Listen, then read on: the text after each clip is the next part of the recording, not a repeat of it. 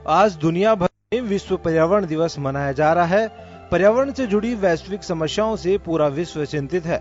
जैसे जैसे शहर विकसित हो रहे हैं, हरियाली कम और कंक्रीट के जंगल बढ़ते जा रहे हैं। हर साल प्रदूषण के मामले में बढ़ोतरी हो रही है। प्रदूषण लगातार हमारी सांसें कम कर रहा है। नए पैदा होने वाले कई बच्चों पर इसका असर भी दिख रहा है। हमारी धरती पर पिछले कुछ सालों में भूकंप, बाढ़, सुनामी जैसी घटनाएं तेजी से बढ़ी है। प्रकृति की इन आपदाओं में जानमाल का खूब नुकसान होता है। दरअसल पृथ्वी के इकोसिस्टम में आए बदलावों और तेजी से बढ़ती ग्लोबल वार्मिंग के चलते ये सब हो रहा है। पर्यावरण से जुड़ी वैश्विक समस्याओं के निदान में दुनिया भर के देश जुटे हुए हैं, लेकिन जनसंख्या में बढ़ोतरी इसकी सबसे बड़ी वजह बन रही है, जिससे प्राकृतिक संसाधनों का अतिदोहन होने लगा है। भारत में भी गत 2 दशकों में बढ़ती जनसंख्या का दबाव पर्यावरण के लिए बड़ा साइड इफेक्ट बना है।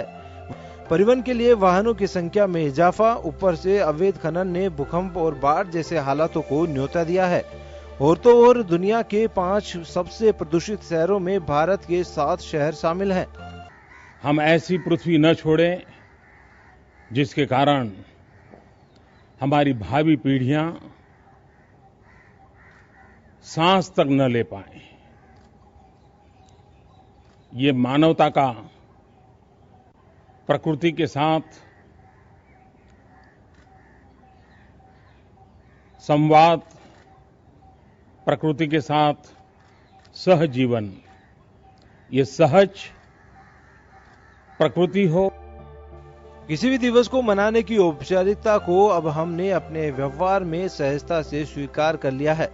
कोई भी दिवस हो, उसके बारे में उसी दिन गंभीरता से चिंतन, सरकारी और गैर सरकारी संस्थानों द्वारा जन जागरूकता अभियान का श्री गणेश करना, समस्याओं का गहन चिंतन, भाषण, एक दिन में किए जा सकने वाले काम को करना, शपथ लेना और बाद में दूसरे किसी दिवस की तैयारी में जुट जाना। गुस्ताखी माफ हो, लेकिन पर्यावरण को एक दिवस तक सीमित रखना क्या ठीक है? बल्कि यह तो पृथ्वी पर मानव जीवन की निरंतरता के लिए अत्यंत जरूरी है। इसलिए विश्व पर्यावरण को औपचारिकता से निकालकर हमें संकल्प तक पहुंचना पड़ेगा। ब्यूरो रिपोर्ट, जन टीवी न्यूज। नमस्कार, जन टीवी में स्वागत है आपका। मैं हूं योगेंद्र। आप देख रहे हैं खास खबर। खास खबर में हम बात करेंगे एक ऐसे खास मुद्दे की जो आपकी मेरी पूरी दुनिया की चिंता बनी हुई है। बात है पर्यावरण असंतुलन की। और पर्यावरण की वजह से आज जो त्रासदियां सामने आ रही हैं, काफी हद तक वह जिम्मेदार है, लेकिन उस पर्यावरण के असंतुलन के लिए हम भी जिम्मेदार हैं। दिखने में लगता होगा कि डिबेट का क्या विषय है, ये पॉलिटिकल डिबेट होनी चाहिए, लेकिन यह हम सब लोगों की एक रेस्पॉन्सिबिलिटी है कि आज भी अगर हम नहीं संभलेंगे, नहीं सुधरेंगे, तो कल आने वाली पीढ़ी के लिए बहुत मुश्किल होगा। अभी प्रधानमंत्री नरेंद्र मोदी को आपने सुना, वह कल की चिंता जाहिर कर रहे थे और उसकी वजह यही है कि आज अगर भविष्य को हम नहीं समझ पाएंगे तो बहुत मुश्किल होगा। क्यों हम जिम्मेदार हैं? क्यों सरकारें इसके लिए जिम्मेदार हैं?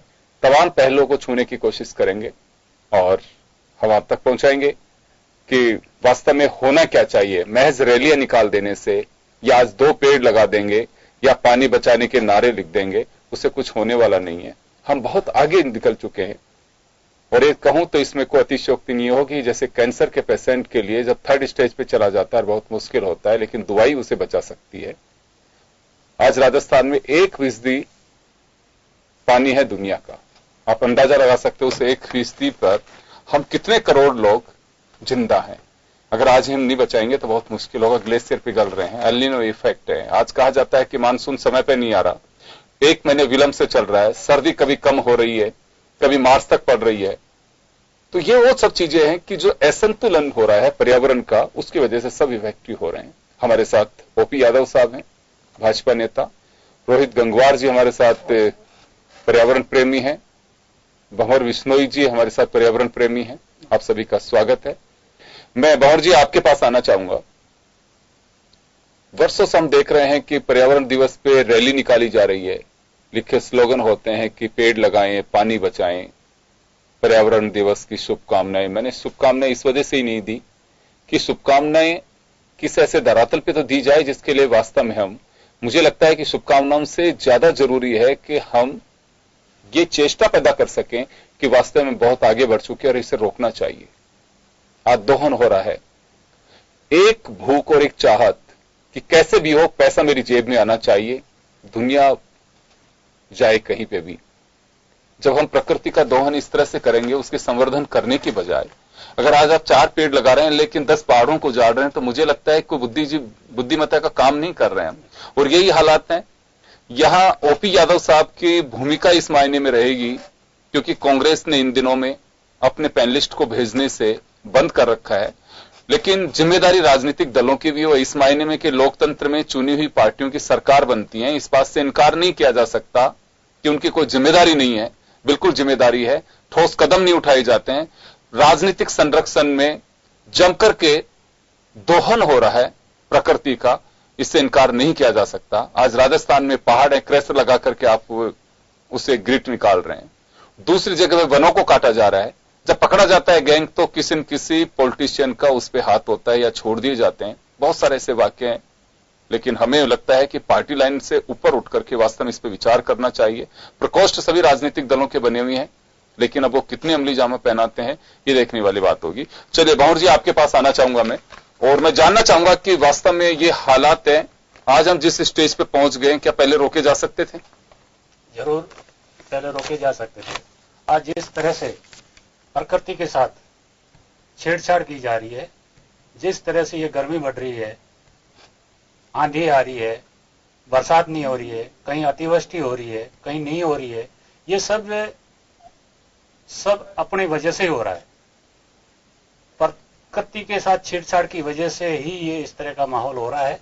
और आज आवश्यकता है प्रकृति के साथ छेड़छाड़ न की जाए और पेड़ पौधों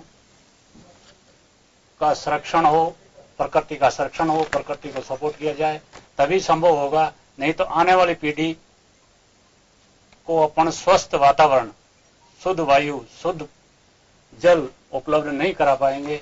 इसके जिम्मेदार आज अपन ही होंगे। इसी पर आपको ध्यान होगा, वनों के लिए 363 लोगों ने करीब 288 वर्ष पूर्व बलिदान दिया था।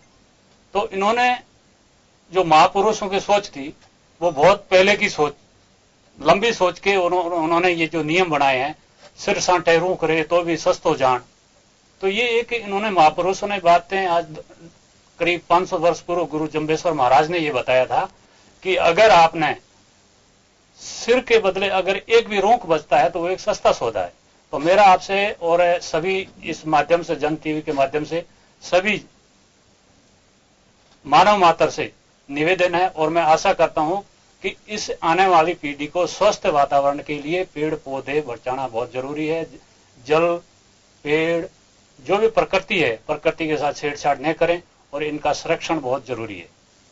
जी रोहित, आपके पास आना चाहूंगा मैं जी। आज चर्चा हम कई मायने में करने की कोशिश करेंगे। क्या वास्तव में ये बात तो सही है कि कहा भी जाता है कि आज जो हालात हैं उसके लिए हम सब लोग जिम्मेदार हैं, और सबसे बड़ी रोचक बात आप ये देखिए कि जितनी बड़ी महत्वपूर्ण भूमिका, जितना बड़ा आपका कद है, उतने ही से प्रकृति के दोहन के लिए आप जिम्मेदार हैं। विकसित राष्ट्र दूसरे को सब ज्ञान बांटते हैं, लेकिन आज उनकी हालत क्या है? उनकी तरफ से यह नहीं कहा जा सकता है वो बड़े बड़े कॉन्क्लेव कराएंगे, सब चीज कराएंगे, लेकिन आज हम हालात वाकई पढ़ते हैं। ठीक है, अपने राष्ट्र में नहीं कर रहे, आप दूसरे राष्ट्र में जाकर के कर रहे हो, लेकिन आप दोहन तो कर रहे हैं। आप जितना बड़ा कद उतने बड़े जिम्मेदार हो, चाहे सरकार हो, चाहे कोई भी हो, आप किसी को भी देख लीजिए। बिल्कुल, आप अगर देखेंगे तो व्यक्तिगत तौर पे, और अगर डेवलप्ड इकोनॉमी की बात करें या डेवलपिंग इकोनॉमी की बात करें, तो हर जगह पर्यावरण का कहीं ना कहीं शोषण हो रहा है, और किस स्तर पर हो रहा है बहुत मायने रखता है। अगर इसी स्तर पर अगर अपन चलते रहे तो आने वाले 10 साल, 20 साल, 30 साल या त्रासदी भी बढ़ती जाएंगी, आपदाएं बढ़ती जाएंगी, नेचुरल कैलामिटीज बढ़ेंगी, और आने वाली पीढ़ी के लिए शुद्धता, जो कि शुद्ध पानी है, शुद्ध खाना है, वो बिल्कुल मिलना नाम मात्र हो जाएगा। आज के इतिहास में और पहले के इतिहास में, जो आज से 30 साल पहले एक दिनचर्या आम आदमी की थी, वो और आज की जो दिनचर्या है उसमें रात दिन का परिवर्तन है। और अगर अपन पुरानी दिनचर्या पे वापस नहीं आए, जो कि एनिमल फ्रेंडली थी, एनवायरमेंट फ्रेंडली थी, तो डेफिनेटली अपन के आगे के लिए एक बहुत ही ब्लीक और बहुत ही खतरनाक फ्यूचर सामने खड़ा है। जी ओपी यादव साहब, आपके पास आना चाहूंगा। हालात आप देखते हैं, अदालत को दखल देना पड़ता है, जो ड्यूटी हमारी होनी चाहिए। पर्यावरण के दोहन और इसकी जिस स्थिति में लाने के लिए राजनीतिक दल भी जिम्मेदार हैं। आज नदी के अंदर इलीगल रूप से अगर कोई बजरी निकाल रहा है, कहीं को पेड़ काट रहा है, किसी ने क्रैशर लगा लिया, अगर कहीं प्रशासन कार्रवाई करता है, कई लोगों से आपने ये भी सुना होगा कि साहब क्या हो गया, कार्यकर्ता बेचारा 2 वक्त की रोटी का जुगाड़ कर रहा है, लेकिन वो 2 वक्त की रोटी का जुगाड़ खुद के पेट के लिए तो कर रहा है, लेकिन कितने लोगों को नुकसान पहुंचा रहा है। तो आपको नहीं लगता है कि राजनीतिक दलों को भी इस जिम्मेदारी से बचते हुए देखा गया, जो बचा नहीं जाना चाहिए था? योगेंद्र जी, ये बात आपकी बिल्कुल सही है। क्या है कि राजनीतिक दल तो अभी 60-70 वर्ष से हमारे देश में, लेकिन ये जो समस्या है ये बहुत ही पुरानी, हजारों वर्षों से, 200, 500, 250 वर्ष से नहीं, हजारों वर्षों से। और जैसे जैसे हमारे पेड़ों का विनाश हुआ, जैसे जैसे हमारे प्रकृति के पहाड़ों का या जो भी हमारे नेचुरल जो संसाधन थे, जो प्रकृति की रक्षा करते थे, जो बरसात होने में सहायक थे, उनको धीरे धीरे योजनाबद्ध तरीके से जैसे जैसे जो भी शासक आया, जब मुस्लिम शासक था उसने भी बर्बादी करने की सोची, फिर उसके बाद में अंग्रेज आए, अंग्रेजों ने कोई ध्यान नहीं दिया, तो विनाश तो हमारे बहुत पूर्व से हो रखा है। लेकिन जब हम देश आजाद हुआ उसके बाद में हमारे राजनीतिक दलों की ये जिम्मेदारियां बनती थी कि उसी वक्त इन विषयों पर चिंता की जाती और उनके समाधान के लिए सख्त नियम बनाए जाते और नियमों का पालन भी कराया जाता। अब क्या है कि हमारे यहाँ जैसे ही राजनीतिक दल उत्पन्न हुए उसके बाद में एक योजना बना ली, प्रतीकात्मक रूप से हम जिस प्रकार से आज 5 जून को हम बैठे हुए हैं यहाँ आज स्टूडियो में चर्चा करने के लिए विश्व पर्यावरण दिवस के लिए, तो एक प्रतीकात्मक रूप से हम उसको एक दिन के लिए सेलिब्रेट करके पूरे देश में और एक ये मैसेज देते हैं, लेकिन उसका बाद में कहीं उसका अनुसरण होता है, ना उसकी मॉनिटरिंग होती है। आज हम 5 पेड़ लगाए, 5 पेड़ों को संभालने के लिए हमारे पास में आगे का कोई प्लान नहीं होता किसी के पास में।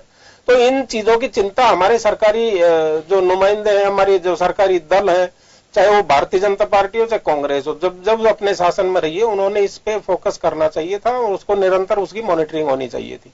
क्योंकि जैसे हम सुनते आ रहे हैं, हम बचपन में जब थे हमारे यहाँ ऐसे ऐसे पीपल, बरगद जो पेड़ थे जो 24 घंटे ऑक्सीजन देते थे, उन पेड़ों को योजनाबद्ध तरीके से एक समाज के अंदर एक भ्रांति फैला करके उस वक्त के जो शासक थे, चाहे वो मुस्लिम शासक रहे हो चाहे अंग्रेज शासक रहे हो, उन्होंने ये तक फैला दिया था। हमारे बचपन में हमारी सुनी हुई है, हमारी माँ कहा करती थी कि बेटा उस पीपल वाले पेड़ के नीचे से मत जाना। मैंने कहा क्यों? बोलो उसमें भूत रहते हैं। तो मतलब ऐसे हमारे डर बैठा दिया गया था। तो उसकी वजह से हमने क्या कि पीपल को काटना शुरू कर दिया।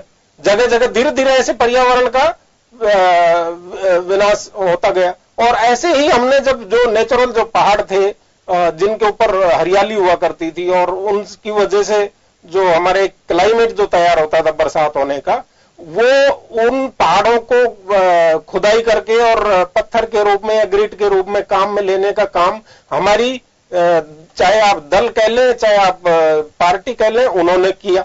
तो ये आज भी ऐसा नहीं है कि हमारे आज अरावली पर्वत श्रृंखला को आज भी सुरक्षित रखा गया, उसमें कई खनन पट्टे नहीं दिए, जो छोटी पहाड़ियां हैं उन्हीं को यूज किया गया, लेकिन उनको मॉनिटरिंग आवश्यक है। अब जिस प्रकार से हमारे देखा होगा आपने, जब मोदी जी की सरकार बनी थी तो हमने एक इनिशिएटिव लिया था कि भाई स्वच्छ भारत, क्योंकि कांग्रेस, अब हम चर्चा करेंगे साहब, आप फिर पार्टी पे आगे, पार्टी में इसलिए आया हूं कि कांग्रेस ने भी चलाती थी अभियान निर्मल भारत के नाम से, लेकिन वो एक प्रतीकात्मक रूप से, जैसे हम आज पर्यावरण पर बैठे हैं, ऐसे एक 2 अक्टूबर को वो निर्मल भारत अभियान चलाया, झंडे दिखाए, फोटो खिंचाए और उसके बाद में फिर अगले वर्ष याद करते थे। लेकिन मोदी जी ने निरंतर पीछा किया, टीवी के अंदर, रेडियो के अंदर, खुद जब मन की बात करते हैं उसके अंदर, और जो अच्छे काम करने वाले हैं उनको सराहा गया, तो उनकी और ज्यादा हिम्मत बढ़ी। तो आज हम देख रहे हैं कि जगह जगह बहुत परिवर्तन आया है स्वच्छता के अंदर। हम पहले 38 उस पे पायदान पे थे, आज हम 98 पायदान पे पहुंचे स्वच्छता के अंदर पूरे देश में। तो इस तरह की छोटी छोटी इनिशिएटिव, आज जैसे आज हमने सेल्फी विद सैपलिंग एक नया अभियान हमारे पर्यावरण मंत्रालय की ओर से, जारी किया गया, उसके अंदर प्रोत्साहन किया गया कि भाई कोई अच्छी सेल्फी होगी उसको हम इनाम भी देंगे, उसको पुरस्कृत भी करेंगे, और आगे के लिए जो भी वो पौधा लगाया गया है उस पौधे को संभालने की जिम्मेदारी उस व्यक्ति को दी गई है जी। अब ये हम ऐसा नहीं कि आज हमने ये कह दिया और हम भूल गए, जैसे हमने स्वच्छता अभियान चलाया वैसे ही ये अभियान भी चलेगा। आऊंगा आपके पास में ओपी यादव साहब, हमारे साथ सूरज सोनी जी भी है इस वक्त।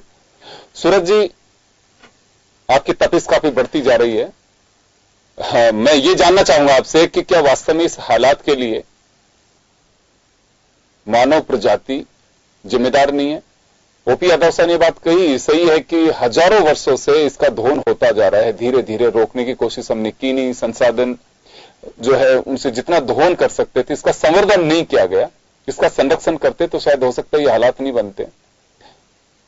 पानी की हालात क्या है, पेड़ दिखते नहीं है, हाईवेज बना दिए जाते हैं लेकिन उसके नाम पे छोटे छोटे से पेड़ लगा दिए जाते हैं। ऐसा क्यों नहीं होता है कि जिस दिन आप हाईवे का काम शुरू करते हो उसके पास में जो पब्लिक रहती है उस वक्त आपकी मॉनिटरिंग रह सकती है, आपका 5 साल 7 साल जितने दिन तक आप काम करते हो उस वक्त के वृक्ष भी खड़ा हो सकता है। आप काट तो रहे हो उसी स्पीड से लेकिन लगा नहीं रहे हो, तो वास्तव में इसके लिए जिम्मेदार कौन है?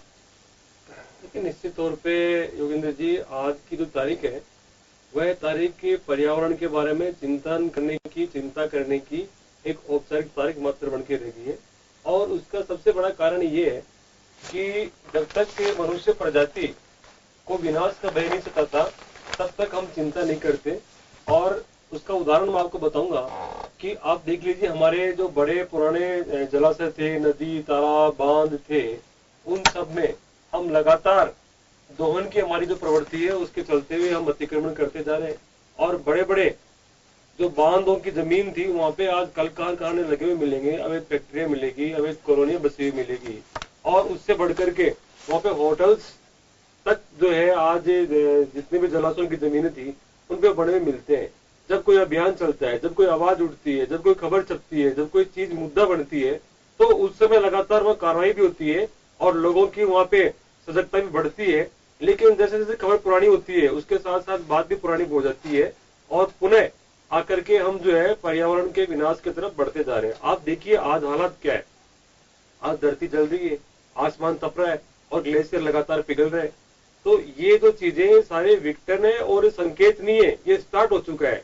प्रकृति के विनाश की जो लीला है उसको हम यूं समझ सकते हैं कि आज प्रकृति का जो चक्र की सबसे बड़ी मोहर लगी हुई ऋतु चक्र, तो ऋतु चक्रों का जो शिफ्टिंग हो रही है। आज गर्मी के मौसम में सर्दी आ रही है, सर्दी के मौसम में अचानक गर्मी बढ़ रही है, जब गर्मी के मौसम के बाद में बारिश आनी होती है तो बारिश नहीं आती है, और कभी गर्मी आती है, कभी सर्दी आती है, तापमान 50 के आसपास पहुंच जाता है। तो ये क्या है? तो ग्लोबल वार्मिंग और ऋतु चक्रों की जो शिफ्टिंग है ये बड़ी ही एक चिंगारी है उस बारूद के नीचे जिसके ढेर पे हम खड़े हुए, प्राकृतिक विनाश जिसको मैं कहूंगा। और उसका जो कारण है वो सबसे बड़ा कारण हम मनुष्य हैं। हमारी जो उपभोग करने की लालसा है और हमारी जो तमन्ना है उसके चलते हुए हमने इतना ज्यादा उपभोग कर लिया इन चीजों का कि अभी भी हम करते जा रहे हैं। सीमित साधन है। आप देखिए, पानी इसका प्रोडक्शन नहीं हो सकता, नदियां, पहाड़, जलाशय और ये पर्यावरणीय जो चक्कर है इसका कभी प्रोडक्शन हो नहीं सकता है। और केवल सीमित साधनों का हमने जो रिसोर्सेज है नेचुरल, उनको इतना ज्यादा दोहन कर लिया हमने कि वो लगातार खत्म होते जा रहे हैं। और उससे बढ़कर के हम दे क्या रहे, प्रकृति को लेने का और देने का जो अनुपात होता है उसी के अनुसार पे मनुष्य का जीवन टिका रहता है। लेकिन आज हम ले तो सब कुछ रहे प्रकृति से और दे रहे बदले में उसको जहर दे रहे, पॉलिथीन दे रहे, सिल्वर नाइट्रेट दे रहे हम योगेंद्र जी। और उसका एक आपने उदाहरण देखा होगा पिछले दिनों कि दिल्ली के अंदर स्मोग आया था और जो पीएम लेवल का जो एक आंकड़ा पैमाना होना चाहिए 300 के आसपास, वो 937 पहुंच गया था वहां पे। पीएम 2.5 जिसको एक मापन होता है वो पोल्यूशन का लेवल तो है वो 600-700 पार कर जाता है। राजस्थान का हालात देख लीजिए आप, राजस्थान के जो 4 बड़े शहर हैं वो सारे पीएम 2.5 और पीएम 10 का जो लेवल है उसको पार कर चुके। तो कहीं न कहीं हम बिल्कुल बारूद के ढेर पे बैठ करके और चिंगारी से लगा रखी हमने, और वो चिंगारी का नाम है हमारा निहित स्वार्थ और निजी स्वार्थ। अभी हाल ही में दुनिया के 20 ऐसे शहरों की सूची जारी हुई जो गर्मी यानी कि पर्यावरण से बिल्कुल एक साइड लाइन पे जा रहे हैं। उनमें से 15 शहर भारत के हैं, ये बड़ा चिंता का विषय है। आज बद्रीनाथ केदारनाथ की घटना का आप जिक्र कर लीजिए। ये नहीं कहा जाता है कि साहब पता नहीं वहां तो एक बहुत बड़ा हादसा, प्राकृतिक आपदा आई। आपदा नहीं आई, हमने बुलाया। जिस जगह पे जाने के लिए इतने कम लोगों की आवश्यकता होनी चाहिए, कितने लोग जाएंगे? सीमित मात्रा में। वहां प्लास्टिक फेंक रहे हैं, कचरा बना रहे हैं, कचरा डाल रहे हैं। और जिस जगह पे चलिए आप छोटा मोटा टेंट लगा करके आप जा सकते हैं, लेकिन वहां बड़े बड़े आपने होटल्स खड़े कर दिए। अभी प्रकृति का दोहन है सीधा। 10-10 मंजिल के होटल। इसी वजह से ये सारी जब प्रकृति की आपदा आती है, तो ये कहूंगा बद्रीनाथ केदारनाथ वाला जो घटनाक्रम रहा, उसमें तो निश्चित रूप से हमने आमंत्रित किया था, हमने बुलाया उस घटना को, उस हादसे को। और अगर आज भी हम समय पर नहीं चेत रहे हैं, उपभोक्तावादी जो संस्कृति बनती जा रही है, वो एक सबसे बड़ी वजह है कि आप अपने उपभोक्तावादी जो संस्कृति बनी है, अब उसकी आवश्यकताएं पूरी कहां से होंगी? वो पूरी आपकी प्रकृति के जरिए हो रही हैं। आज कहीं पे भी आप चले जाए, जो हालात जहां पे भी बन सकते हैं, उसकी वजह यही है कि आज राजस्थान के कई शहरों का तापमान 50 के आसपास बना हुआ है। 45 से ऊपर तो एक कॉमन बात मानी जा रही है कि चलिए ठीक है 45 डिग्री सेल्सियस है, लेकिन हमें चिंता होनी चाहिए कि इसे रोका कैसे जाए। केवल एक दिन साइकिल चलाने से, या केवल बस हम पेड़ का स्लोगन दे करके और उसका एक वो जारी कर दें। बड़ी आश्चर्य की बात होती है कि हर साल लाखों पेड़ों का वितरण होता है, कीर्तिमान साबित किए जाते हैं कि इतने लाख पेड़ हमने पलापहाड़ी पे लगा दिए गए। कुछ जाकर के देखता है उनको कि कितना पैसा लगा है और इन पेड़ों की हालत क्या है। ओपी जी, आपके पास आना चाहूंगा। मॉनिटरिंग का अभाव हमारे यहाँ पे काफी। मैं ये नहीं कह सकता कि साहब 1000 साल से जब चला रहा तो क्या हम एक साल में बदल देंगे, बिल्कुल नहीं बदल सकते। पर मैं तो ये कहूंगा कि डायबिटीज हो गई, आपकी पैतृक बीमारी है, लेकिन किसी पीढ़ी में आकर के दवा से, आपकी जागरूकता से उसे स्टेबल करके या रोकने की कोशिश तो की जा सकती है। या हम छोड़ देंगे कि तो दादाजी के, पिताजी के, सभी के हो गए तो हम क्या तीर मार लेंगे? ऐसे नहीं हो सकता। हम कोशिश कर सकते हैं, आप स्लोगन जारी कर दें, पोस्टर जारी कर दें, रैली निकाल लें, उससे कुछ नहीं हो सकता। नहीं, अब स्लोगन और पोस्टर वाली सरकार गई देवेंद्र जी। 2014 में चली गई थी पोस्टर और स्लोगन वाली सरकार। आपने देखा होगा अपना जयपुर से अजमेर वाली जो रोड है, उसके दोनों तरफ जब ये जीवीके ने ये रोड बनाई थी 4 लेन सिंगल लेन से, तो नीम के पेड़ लगाए थे। आज कितनी सुंदर पूरी एक तरह से पेड़ की माला सी दिखती है हमको अजमेर तक। आपने ध्यान दिया होगा दोनों तरफ। ऐसे ही शुरुआत हो चुकी है। आज नितिन गडकरी जी ने ऐलान किया है कि जितने भी हाईवेज बनेंगे अभी जो नए, उनमें 1.5 करोड़ पौधों का लक्ष्य लेकर चलने का कार्यक्रम है। और आपने देखा होगा जो कार्यक्रम मोदी जी ने हाथ में लिया है, उसको बिल्कुल पीछे लग करके उसको अंजाम तक पहुंचाने में वो बहुत ही कारगर साबित हुए हैं। पिछले 2-3 हमने उदाहरण देखे, जैसे आपका जो संदेश दिया था उन्होंने लाल किले से स्वच्छता का, वो हमारा देखो आप उसमें बिल्कुल प्रोग्रेस है। मैं ये नहीं कहता पूरी तरह से सफल हुआ है, लेकिन लगभग 70% उसमें हमको कामयाबी मिली। मैं चलिए आऊंगा आपके पास में। इसी प्रकार से दूसरे जो इनिशिएटिव जो लिए जा रहे हैं, अब जैसे उज्ज्वला गैस है, गैस सब्सिडी छोड़ने के लिए उन्होंने ऐलान किया, तो बहुत से लोगों ने, करीब 1.5 करोड़ लोगों ने अपनी गैस सब्सिडी छोड़ी, जिसके कारण से वो गरीब लोगों को वितरण हो पाया। अब इसी तरह से उन्होंने रेलवे के अंदर एक प्रयोग किया था कि रेलवे में यदि सीनियर सिटीजन कोई अपनी कंसेशन नहीं लेना चाहता है तो एक कॉलम वो जोड़ा उन्होंने, उसमें हमको सक्सेस मिली। करीब 50 लाख सीनियर सिटीजन ने उसको छोड़ा।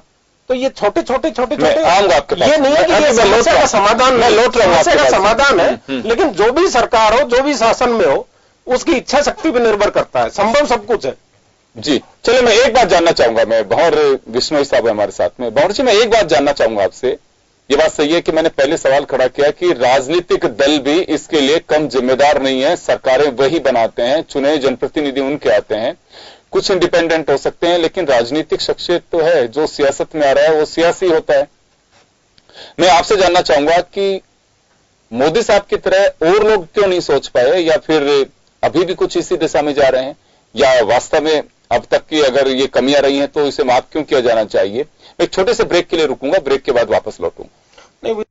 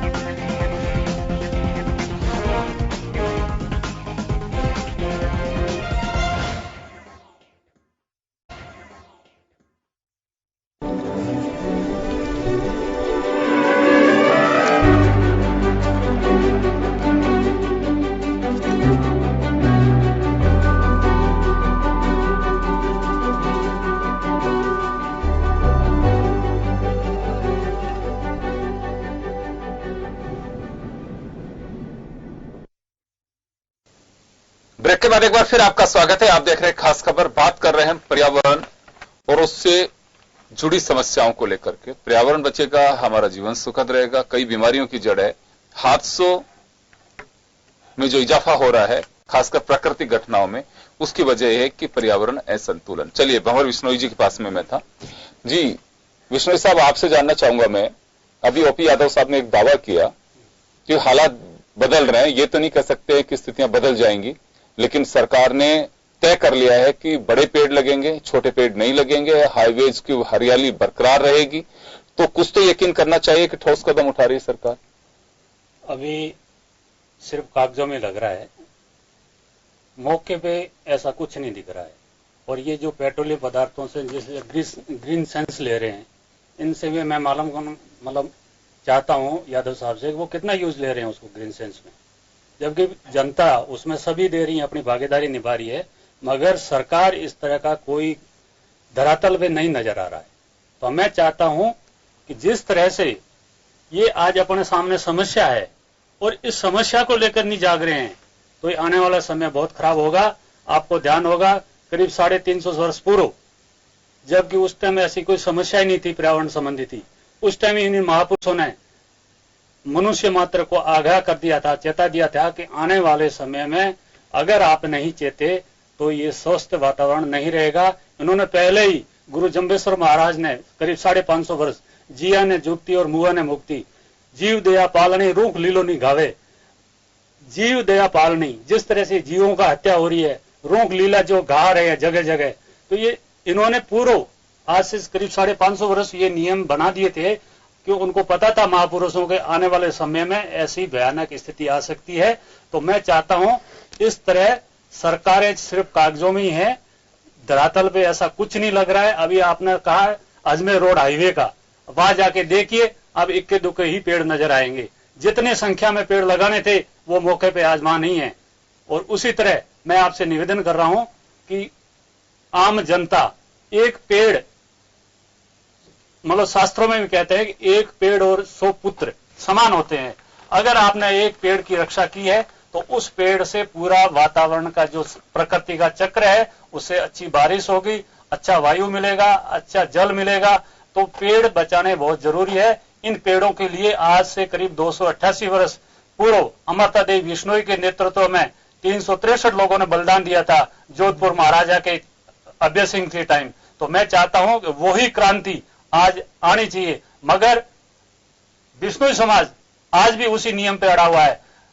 कहीं भी जीवों को हत्या नहीं होने दे रहा है, पेड़ नहीं काटे जा रहे हैं, काटने नहीं दे रहे हैं। वो उन पेड़ों के बदले अपना शीश तक दे सकते हैं, मगर इस प्रकृति पे आंच आने नहीं देने की कोशिश कर रहे हैं। मगर इसके साथ साथ मैं ये चाहता हूं कि आम जन सिर्फ बिश्नोई समाज तक ही सीमित नहीं रहे, समस्त मनुष्य मात्र को इस ओर देखने की जरूरत है और सरकार को भी देखने की जरूरत है। और मैं चाहता हूं इस प्रकृति को अगर अपन इसका संरक्षण करेंगे तो ही अपन जीवित रहेंगे, आने वाली पीढ़ी भी सुरक्षित। मैं लौटूंगा आपके पास में, रोहित जी के पास में जाना चाहूंगा। रोहित, आपसे जानना चाहूंगा कि कहा तो सब ओर से जाता है कि होना भी चाहिए, मुझे भी बहुत अच्छा लगता है कि घर के आसपास हरियाली रहे, पानी आता रहे 24 घंटा, बच्चों को खेलने के लिए बहुत अच्छा मैदान हो, लेकिन मूल जड़ इस दोहन और इस बर्बादी की जो है, हम चाहे सरकारों को दोषी दें, राजनीतिक दलों को दें, लेकिन हर व्यक्ति इसका भागीदार है, इसमें कोई संदेह नहीं है। हाँ, बिल्कुल कोई संदेह नहीं है, क्योंकि इसमें हर जनप्रतिनिधि भागीदार है, इसमें एक आम आदमी भी भागीदार है। सबसे पहले मैं इनकी बात को दोहराना चाहूंगा, जितनी भी कैंपेन्स अभी चल रही हैं उन सब में एक आ जाता है, एक आदमी ने एक पौधा लगाया, मैंने 50 लाख पौधे लगाए, 50,000। अरे बात आप इसमें मत करिए, आपकी कैंपेन ही होनी चाहिए मैंने 100 ही पौधे लगाए पर 100 का 3 साल तक ध्यान रखा। अगर आप एक पौधे को 3 साल तक ध्यान रखते हैं तो खुद विकसित हो जाता है, उसके बाद उसको किसी की भी मदद की जरूरत नहीं होती और वो पूर्णतया से अपना जो जीवन चक्र है और पौधे और सीड्स डिसमिनेट करने में साक्षर वो हो जाता है सक्षम, तो वो अपने आप अपनी लाइफ को बढ़ाता रहता है। तो 3 साल तक आपको पौधे का ध्यान रखना है, ऐसा नहीं आपने एक पौधा लगा लिया। और हर आम नागरिक अगर एक पौधा लगा के उसका 3 साल तक ध्यान रखता है और फिर दूसरा पौधा लगा के 3 साल तक ध्यान रखता है, तो भी एक बहुत बड़ा विश्व का एक ऐतिहासिक कदम हो जाएगा। इनफैक्ट भारत का एक ऐतिहासिक कदम हो जाएगा कि हर आदमी अपने घर के पास एक पेड़ लगाए और उसका 3 साल तक ध्यान रखे।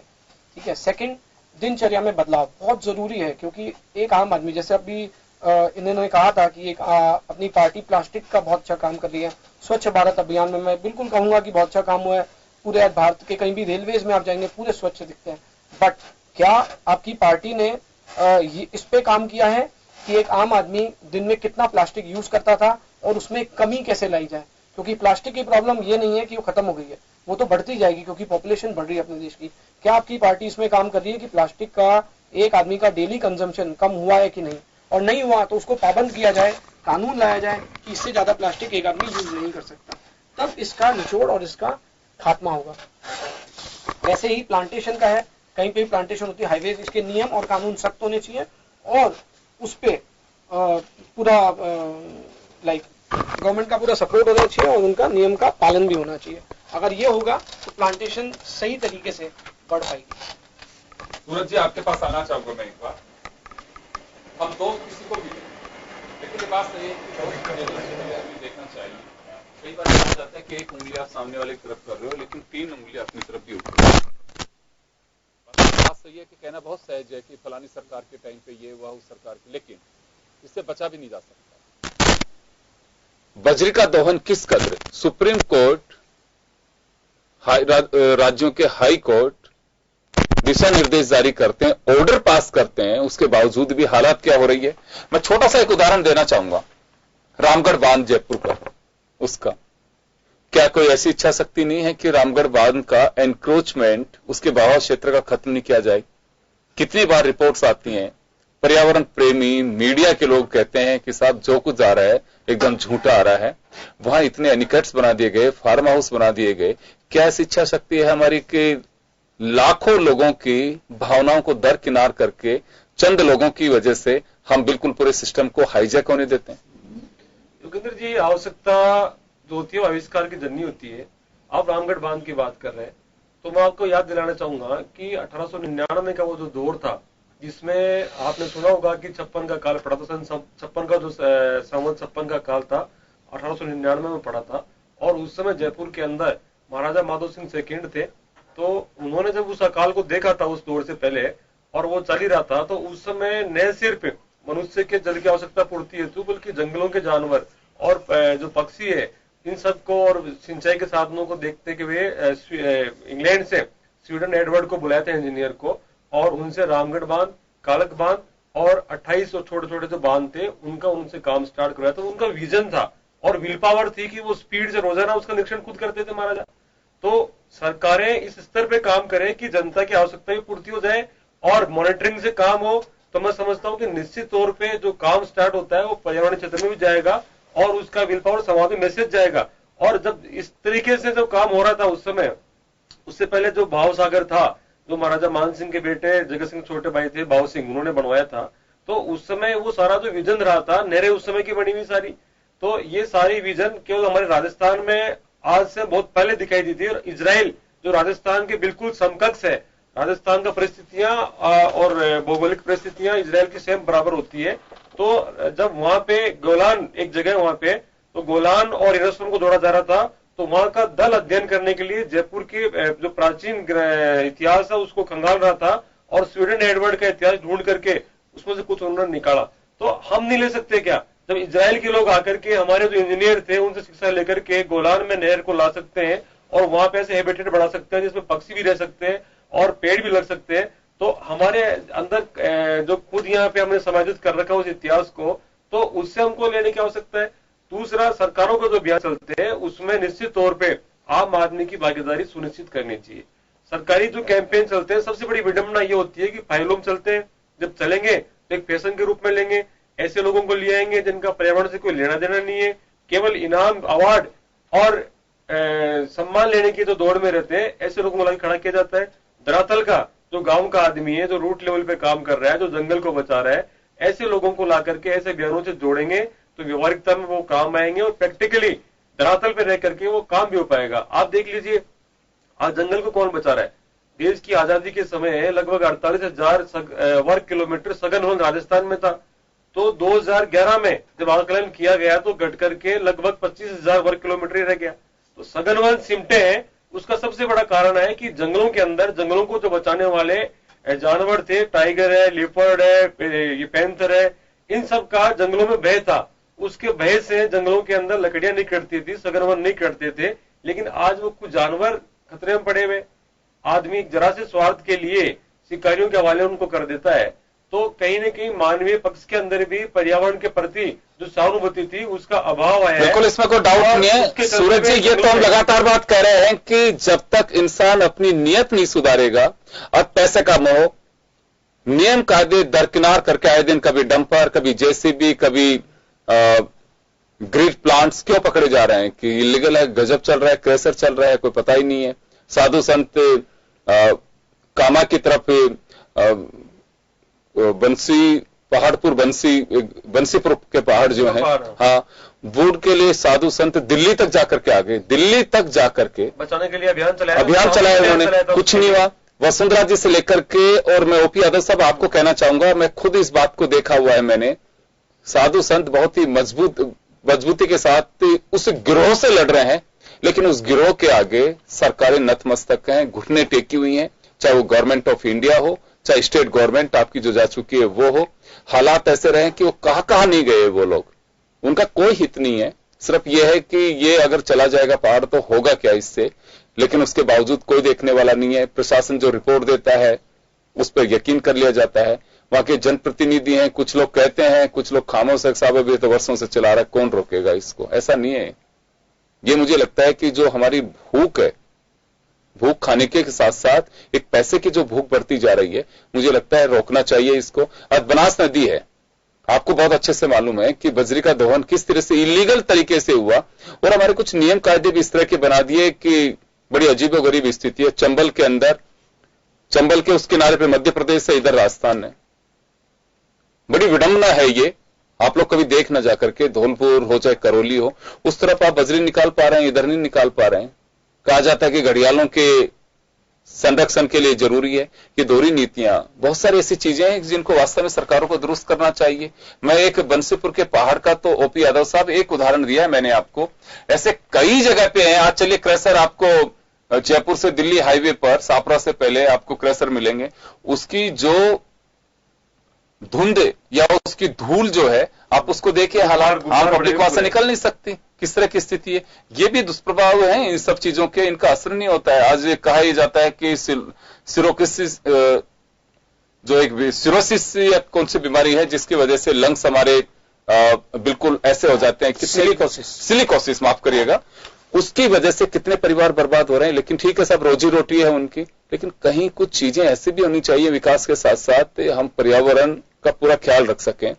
आप चलिए बजरी की आवश्यकता, इसमें कोई डाउट नहीं है, लेकिन आप इस तरह से तो मत करिए कि नदी राजस्थान की और उसकी खपत पंजाब तक हो रही है। जी ओपी यादव साहब, आपसे जानना चाहूंगा मैं इस पे, क्योंकि राजनीतिक दल में इस पर चिंता प्रकट करने वाले जवाबदेही सिर्फ आप हैं हमारे साथ इस वक्त यहाँ पे। देखिए योगेंद्र जी, ये सभी चीजों की आवश्यकता जीवन में। आज हम ये कह देंगे साहब वो ग्रिड मत बनाओ, पत्थर मत निकालो, तो मकान कहां से बनाओगे, बिल्डिंग कहां से बनेगी, सरकारी इमारतें कहां से बनेंगी। लेकिन मैंने आपको शुरू में बताया था कि अरावली पहाड़ को पूरी तरह से सुरक्षित कर रखा है। अरावली पहाड़ में कहीं पे कोई खनन नहीं हुआ है, जहां जहां उसकी लाइनर है उसमें कहीं कोई खनन नहीं है, छोटी पहाड़ियों के अंदर खनन है। रही बात बजरी की, अब ये बजरी वाला मैटर तो ये मैं खुद इससे आश्चर्यचकित हूं कि ये दोहरे मापदंड किस बात के लिए, क्योंकि सुप्रीम कोर्ट या अपने सेशन कोर्ट या अपने हाई कोर्ट को भी देखना चाहिए कि इससे तो और ज्यादा आदमी की कमर टूट रही है, क्योंकि महंगे में खरीद रहा है। तो इससे अच्छा वो उसको ओपन क्यों नहीं कर देते हैं? इसका फैसला पिछले हमारी सरकार में भी अटका हुआ था, अब 4 महीने से गहलोत जी की सरकार है, इसमें भी अटका हुआ है। इसका कहीं समझ में ही नहीं आ रहा कि हो क्या रहा है। बजरी की लिमिट है 100 फीट तो खोद दी बजरी को पूरी को, और जब खत्म हो जाएगी तो लाओगे कहां से? उसका अल्टरनेट क्यों नहीं ढूंढ सकते? जब डस्ट आ रहा है, आपका स्टोन डस्ट आ रहा है, उसका वैकल्पिक दिल्ली वगैरह पूरा शहर बन गए, कलकत्ता दिल्ली, तो राजस्थान में क्यों नहीं बन सकता है? डस्ट का उपयोग शुरू हो गया केवल चंबल की 375 किलोमीटर की जो रेंज है, इसमें भी 25% में बजरी है। उसमें सुप्रीम कोर्ट की गाइडलाइन है कि 3 मीटर तक आप खोद लीजिए, और उससे ज्यादा करना है तो पर्यावरण स्वीकृति लाओ। लेकिन आप हालात वहां जाकर के, मैं गया हूं वहां पे मैंने 3 मीटर तो ऐसे सोने जी सर 100 फीट की घड़ियाल जो ऐसे पीछी है जो एंडेमिक है भारत में, घड़ियाल जो कि खाली भारत की एकमात्र प्रजाति है जो कि एंडेमिक है यहाँ की, उसको अपन 25 साल पहले खो चुके थे। बड़ी मुश्किल से कैप्टिव ब्रीडिंग से वो प्रजाति वापस आई है और उसको देखने बहुत से लोग वो भी चंबल के छोटे से आते हैं, वो भी चंबल के छोटे से हिस्से आई है।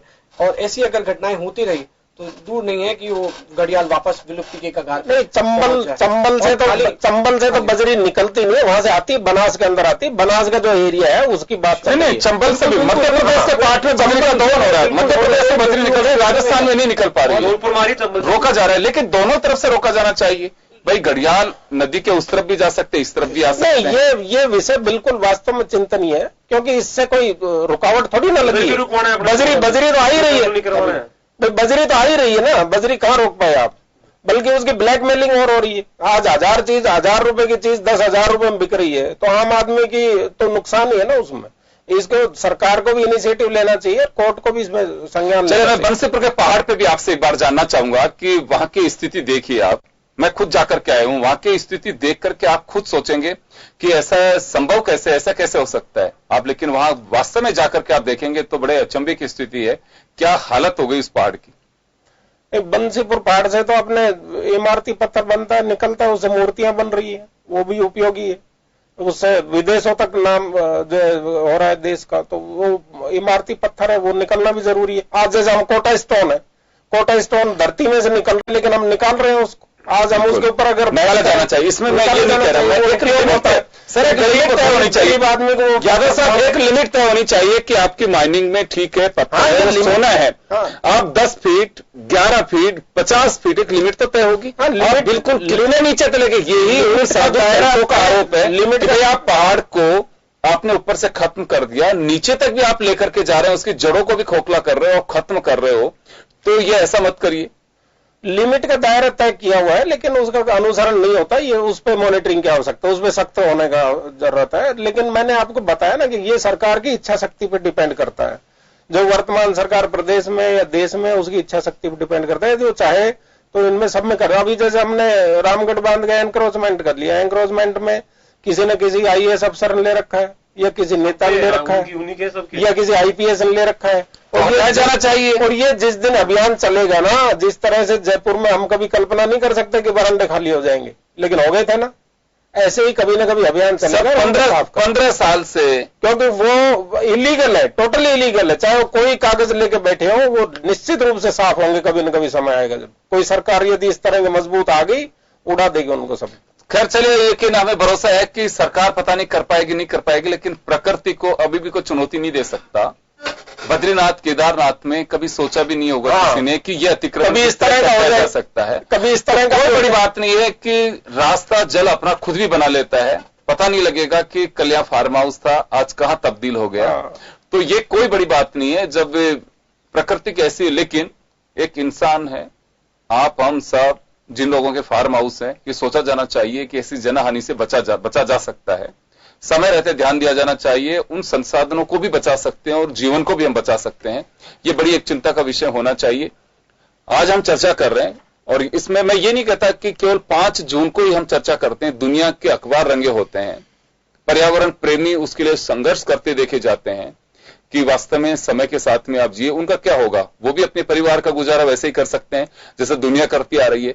लेकिन नहीं, अगर ऐसा होता तो एक छोटा सा आप एक उदाहरण भी ले सकते हैं कि आजादी की जंग के लिए जिन्होंने कुर्बानी दी, उन्होंने तो आजादी की सांस भी नहीं ली, लेकिन कितने परिवारों को उन्होंने कुर्बानी की, उस पे बलि पे चढ़ा दिया सिर्फ इस वजह से कि हमारा मुल्क आजाद होना चाहिए। आज भी बहुत सारे पर्यावरण प्रेमी हैं जिनका एक ही लक्ष्य है कि कैसे भी करके इस प्रकृति को बचाना है। मैं चलिए वापस एक बार भंवर विश्नोई जी के पास में जाना चाहूंगा।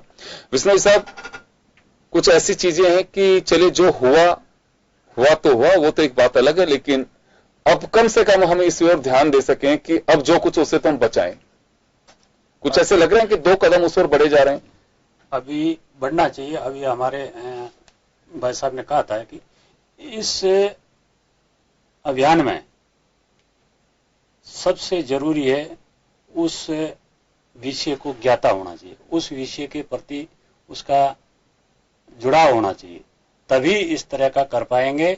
और मैं चाहता हूं इसके लिए अगर आपको कहीं ढूंढने की जरूरत नहीं है, बिश्नोई समाज में अगर आप वन विभाग में, सरकार को भी, मैं आप भाई यादव साहब भी बैठे हैं, सेंट्रल गवर्नमेंट को या वन विभाग की ऐसी कई जो भर्तियां हैं या जो इनके स्टाफ है, अगर आप उसके अंदर बिश्नोई समाज के कुछ कोटा तय करते हैं तो मैं आपको निश्चित तौर पर कहता हूं कि आने वाले समय में जीव जंतु पेड़ पौधों का संरक्षण होगा और आपके इसके लिए बहुत अच्छा काम कर रही है, बिना निस्वार्थ भाव से कर भी रही है। पर मैं चाहता हूं कि अगर उनको वन विभाग या की जो भी इनकी संस्था है वो जोड़े उसको, सरकार को, समाज को। ऐसे बहुत सारे, देखिए कई आदिवासी जाते हैं जो चिपको आंदोलन के नाम से शुरू हुआ हमारे यहाँ पे बहुगुणा जी ने चलाया था, बहुगुणा जी ने जो चलाया था, ऐसे बहुत सारी जाते हैं और होनी भी चाहिए। आज कई जगह पे जो स्थितियां बनी है नक्सलवाद की, नक्सलवाद हालांकि डाइवर्ट हो गया, आंदोलन तो यही था कि हमारी संसाधन जो है पर्यावरण की और प्रकृति है, हम इसका दोहन नहीं करने देंगे। पूंजीपतियों के हाथ में आप हमारे एरिया को दे रहे हैं, शुरू तो कायदे से वहीं से हुआ था 60 के दशक में, लेकिन वो डाइवर्ट हो गया। आज हथियार उठा करके उनको खुद को पता नहीं है कि हम किस मकसद के लिए लड़ाई लड़ रहे हैं, खून खराबा सारी चीजें। लेकिन आज आदिवासी में बहुत सारे लोग ऐसे हैं कि जो वास्तव अपनी चीज को बचाना चाहते हैं, अपने नदी जल, अपने पर्यावरण की जो भी संसाधन, उनको सबको बचाने के। मैंने बांसवाड़ा में देखा, डूंगरपुर में देखा, वहां के लोग इतने इनोसेंट हैं, लेकिन उस पेड़ को इतना प्रेम करते हैं वो कि आप देखेंगे तो लगेगा कि हाँ यार ये तो कुछ अजीब ही प्रेम है। तो ऐसा नहीं है, बहुत सारे लोग हैं, लेकिन हमें उन लोगों की कद्र करनी चाहिए, उन लोगों से लेसन लेना चाहिए, हम लोगों की आवश्यकता है, उन लोगों को आगे बढ़ाना चाहिए। मोटिवेशन जरूरी है, होता भी है कि देखिए साहब ये मकान इसने पेड़ नहीं कटने दिया। मेरे को अच्छे से ध्यान है कि उदयपुर में एक सज्जन ने पेड़ में मकान बना दिया और आर्किटेक्ट से कहा कि इसकी टहनी भी नहीं कटनी चाहिए, आपको इसी में बनाना है, लेकिन इसकी टहनी भी नहीं कटनी चाहिए। तो ये कुछ ऐसे लोग हैं कि जिनको वास्तव में अप्रिशिएट किया जाना चाहिए। मैं चलिए सूरज सोनी जी आपके पास आऊंगा। कुछ ऐसी चीजें हैं कि जो केवल दिवस के साथ साथ आज मैं मतलब ये कोई बड़ी बात नहीं है कि होली और दिवाली आपका चाहे दूसरे किसी भी समुदाय के त्योहार हो, चाहे वो ईद हो, क्रिसमस हो, गुरु नानक जयंती हो, ये तमाम चीजें जो है बिल्कुल होनी चाहिए, वो धर्म पंथ के हिसाब से हैं। लेकिन मुझे लगता है कि ये पर्व अब वो महत्व अपना रखना शुरू कर दिया है, रखता है, जिसकी आवश्यकता यह है कि हमें होली दिवाली से भी ज्यादा इसको प्यार करना चाहिए। क्योंकि जब प्रकृति नहीं रहेगी तो मनाने वाले नहीं रहेंगे तो आप मनाओगे क्या? तब तो इसमें होना यह चाहिए कि आज आप होली मना रहे हैं, दिवाली मना रहे हैं, या अपने जो भी महापुरुष है उनका कोई दिन मना रहे हैं, होना चाहिए कि पेड़ और अगले 5 साल तक हम उस पेड़ को देखें और एक महसूस करें। और मैं तो एक बात और कहूंगा कि ज्यादा भी कुछ नहीं कर सकते हैं। हिंदू संस्कृति में कई समाज ऐसे हैं कि जिनका फ्यूनरल होता है, एटलीस्ट अपनी लकड़ी की व्यवस्था तो करके जाइए। सोनी साहब कुछ इस दिशा में काम हो रहा है कि हाँ लोग आगे बढ़े? बहुत बड़ी बात आपने बताई है योगेंद्र जी। आज हम जन्म मरण और प्राण के साथ में हमारे जीवन के 4 बड़े पेड़ों को हम लेकर के जा रहे हैं।